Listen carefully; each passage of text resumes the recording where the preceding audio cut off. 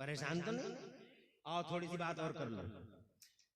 हबीब यमनी को बुला लिया और बुलाने के बाद में उससे कहा कि तुमने नाम तो सुना ही है अब्दुल्ला के बेटे का, अब्दुल्ला का बेटा, अरे वही अबू तालिब का भतीजा। तो कहा अरे अच्छा वो अब्दुल मुत्तलिब का पोता, खाने काबा की चाबियां जिनके पास है, कहा उन्हीं का। वो कहते हैं वहदहू ला शरीक, एक की बात करते हैं, ला इलाहा इल्लल्लाह, ला इलाहा इल्लल्लाह, इला एक की बात करते हैं, बाकी सबकी तदलील करते हैं, बाकी सबकी तदलील करते हैं। लोगों के कानों में रूंगियां ठूंस दी मैंने ताकि लोगों की समझ में आ जाए, लेकिन नहीं माने लोग। मगर तुम समझा दो मक्के वालों को, कोई अब्दुल्ला के बेटे के करीब न जाए, कोई करीब न जाए। तो हबीब बोला, यमन का रहने वाला था, बड़ा चौधरी और बड़ा सूरमा था, वो बोला कि समझाऊंगा मैं बाद में, पहले मैं अब्दुल्ला के बेटे से बात करना चाहता हूं। मैं अब्दुल्ला के बेटे से। तो अबू जहल बोला यही तो गजब है, बात ही तो नहीं करनी है, बात करेगा तो डरे कहीं ऐसा ना हो कि तू भी अपना दिल उसके चरणों में बिछा दे। जी जी जी जी जी यही है जी। बहुत असल मसला तो यही है। ये रखो अपने पास जनाब वाले, ये पर्चा रखो, ये फरमाइश कर रहे हैं। अब 1 घंटा गुजरने के बाद फरमाइश है, फिर इंशाल्लाह करेंगे फरमाइशों का। जहां तक सवाल है, ये तो 2 लाइन की बात है, बता दूंगा किसी भी टाइम में भी। तकरीर तो करो, पहले तकरीर तो होने दो, जरा जोर से कहो सुभान अल्लाह, सुभान अल्लाह, सुभान अल्लाह। हबीब बोला, तवज्जो चाहूंगा कि पहले मैं बात करूंगा अब्दुल्ला के बेटे से। तो ये बोले, अबू जहल बोला अरे मसला तो यही है, बात करने का ही तो मसला है। बोले बात करेगा तो मुझे डर है कहीं ऐसा ना हो तेरा दिल भी बिछ जाए उसके चरणों में। तो कहने लगा अगर मैं बात नहीं करूंगा उनसे तो पंचायत करूंगा कैसे? अरे भाई मैं तेरी तरह बेवकूफ थोड़ा ही हूं कि जो चाहे वो कह दिया, जो चाहा वो कर दिया। मैं जिम्मेदार हूँ, रेस्पॉन्सिबल हूँ इलाके का, तेरी सुन ली उनकी भी सुन लूं। तो जनाबे वाला वो बोला ना उनकी मत सुनो, कहा नहीं सुनना तो मैं जा रहा हूँ यमन। तो कहा रुको ठहरो बुलाए लेते हैं। अब जनाब वाला सुनने के बाद 1 मिनट की बात है, ज्यादा लंबी बात नहीं। इन्फॉर्मेशन आ गई मुस्तफा जान रहमत के बाद, मुस्तफा जान बहादुर के बहादुर, मर्दों के बाद सुरमाओं के सुरमा फौरन खड़े हो गए, आ गए। मुस्तफा के आने से पहले बड़ी बड़ी बोलियां बोल रहे थे, बड़ी बड़ी बातें करते, हम ऐसा कर देंगे, वैसा कर देंगे, यूं कर देंगे, वो कर देंगे। मगर जैसे नबी का चेहरा देखा सबकी बोलती बंद, ऐसा लगा जैसे गूंगे बन गए, ऐसा लगा। करीब से देखा तो ऐसा लगा जैसे गूंगे बन गए, और करीब से देखो तो ऐसा लगा जैसे लाशें खड़ी हैं, लाशें। आला हजरत ने जब ये मंजर देखा तो पुकार उठे मेरे आला हजरत, या रसूल अल्लाह तेरे आगे यूं हैं दबे लचे, तेरे आगे यूं हैं दबे लचे, फुसा अरब के बड़े बड़े, कोई जाने मुंह में ज़बान नहीं बल्कि जिस्म में जान नहीं, ऐसा लगे जब गूंगे नहीं लाशें खड़ी हैं। मुस्तफा जाने रहमत सन्नाटे की दबीज चादर पे कहते हुए फाड़ा, क्यों बुलाया है हमें अबू जहल? तो अबू जहल बोला मैंने नहीं बुलाया, उन्होंने बुलाया, इनसे बात करो। तो जनाब वाला हबीब बोले मैंने बुलाया, यमन का रहने वाला हूँ, रेस्पॉन्सिबल हूँ, जिम्मेदार हूँ, चौधरी हूँ वक्त का, संभल के बात करना मुझसे, मैंने तुम्हारी स्टोरियां बहुत सुनी है। तो मुस्तफा जाने रहमत मुस्कुरा के फरमाते क्या सुना है तुमने? कहा मैंने ये सुना है कि तुम दावा करते हो कि अल्लाह के नबी हो। इरशाद फरमाया मैं नबियों का इमाम हूँ, रसूलों का सरदार हूँ। तो वो कहने लगा अगर नबी हो रसूल हो तो कोई पावर दिखाओ, शान दिखाओ, ताकत दिखाओ। तो जनाबे वाला वो कहने लगे, मुस्तफा ने फरमाया बोल देखना क्या चाहता है? तो कहने लगा जादूगरों के जादू सिर्फ जमीनों पे चलते हैं, आसमानों पे नहीं। ए अब्दुल्ला के बेटे अगर सच्चे नबी हो, ए अब्दुल्ला के बेटे अगर सच्चे नबी हो, तो वो 14वीं रात का चांद पूरी आफताब के साथ चमक रहा है। अगर नबी हो तो फाड़ के दिखा दो इस चांद को, बांट के दिखा दो इस चांद को। तो मेरे नबी मुस्कुराए मुस्कुराए और दिल दिल में जनाब वाले यही कहा, बहुत छोटी सी बात कर गई। तो बचपन में मुझसे कहता था, बचपन में ये वादा कर गया कि जैसा आप कहेंगे हम वैसे।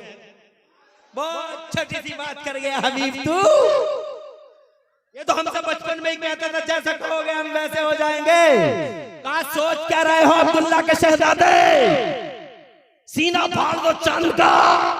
मुस्तफा जाने रहमत की उंगली बगैर 1 सेकंड की देर लगाए बगैर उठी।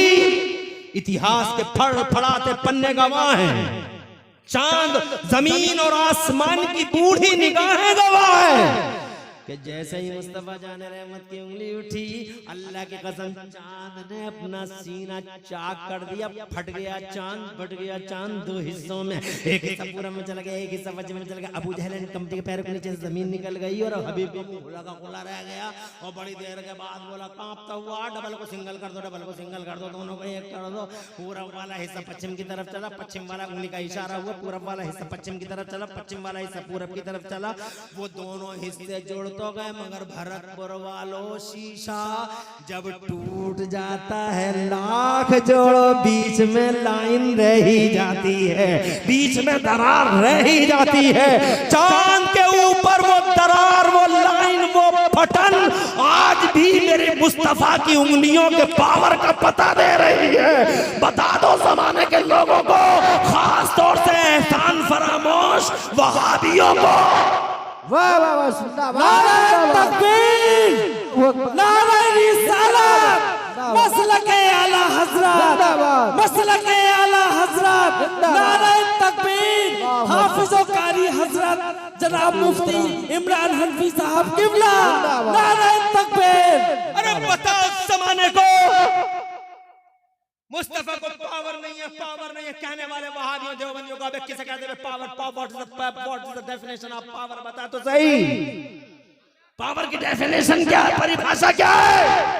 अबे इसे ही कहते हैं पावर, उंगली का इशारा हुआ, सूरज उल्टे पांव पलटे, सूरज उल्टे पांव पलटे और चांद इशारे से हो चाक। अंधे नजदी देख ले कुदरत रसूलुल्लाह की, अंधे नजदी देख ले कुदरत रसूलुल्लाह की, ये शान है तुम्हारे मेरे पैगंबर की। हज़रात मोहतरम, मैं कहना ये चाहता था आपसे, आ गए वो, छा गए वो। बचपन देखा दुनिया बोली, हमने बच्चे बहुत देखे, मगर हमने हलीमा के बच्चे जब वो जवान हुए, हमने हलीमा के बच्चे का जैसा जवाब बच्चा नहीं देखा। और जब वो जवान हुए हैं और गलियां सजी हैं मेरे मुस्तफ़ा से और गलियारे महके हैं आमिना के लाल से, तो सारा जगत ये कहता था हमने जवान बहुत देखे, मगर अब्दुल्ला के जवान जैसे जवान नहीं देखा। और जब वो 40 बरस के हुए, अब सुनो कुरान में दौलत क्या है, वो कौन सी दौलत है जिसकी वजह से कुरान हर जगह फाड़ा जाता है? यही वो पेड़ है जिस पर पत्थर मारा जाता है। तवज्जो है, क्यों? क्योंकि ये दौलत है। इसके पास सबसे बड़ी कौन सी क्या उपलब्धि है, ये सुना दूं।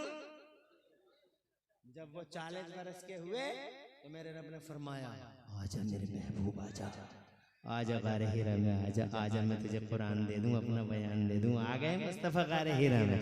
और जब आए मुस्तफ़ा तो हज़रत जिब्राइल को अल्लाह ने भेजा। हज़रत जिब्राइल आए, कुरान की पहली सूरत लाए, और कुरान की जैसे ही पहली सूरत आई तो हमारे कुरान ने कितना बड़ा एहसान किया पूरी दुनिया पे।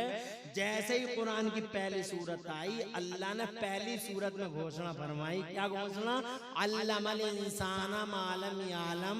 आज हमने मानव समाज में इल्म का उजाला आम फरमा दिया, आज इल्म फैला दिया।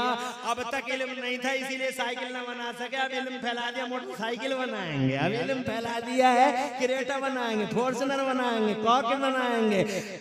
सुनीता विलियम जी रॉकेट सैटेलाइट में बैठ जाएंगी, लोग चांद पे चले जाएंगे, लोगों को पता चला जमीन में पेट्रोल निकलता है।